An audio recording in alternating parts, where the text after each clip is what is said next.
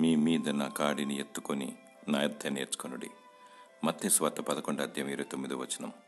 దేవుని యొద్ద శిక్షణలో ఉంటే శిక్ష నుండి తప్పింపబడతాము.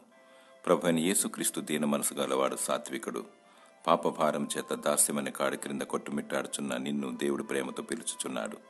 ఆయన నీకు భూమి మీద స్వాతంత్ర్యమిస్తాడు, మరియు పరలోకమును నీకు అనుగ్రహిస్తాడు. నేనే మార్గము, జీవము, సత్యమని సెలవిస్తున్నాడు. సత్యము నిన్ను స్వతంత్రునిగా చేయను. సత్యబాటలో పయనించి నిత్య జీవమును చేపట్టు. ఆయన నీకు రక్షణ, నిరీక్షణ ఇచ్చుటకు, విడుదల, విమోచనిచ్చుటకు మన పాపముల కొరకు సిలువను మోశాడు. సిలువలో వేలాడి రక్తాన్ని చిందించాడు. చనిపోయి తిరిగి లేచాడు. దాస్యపు కాడిని విరగగొట్టాడు. సాతాను తలను చితుకుద్రొక్కాడు. పాపపు ముళ్ళును విరిచాడు. ప్రభు అయిన యేసుక్రీస్తును వెంబడించు. ఆయన పాదాల చెంత నేర్చుకో. ఉత్తమమైన దాన్ని ఎన్నుకో. ఎత్తబడే వధువు గుంపులో ఉండెదవు. దేవుడు నీకు జీవ కిరీటము దయచేయునుగాక. ఆమేన్.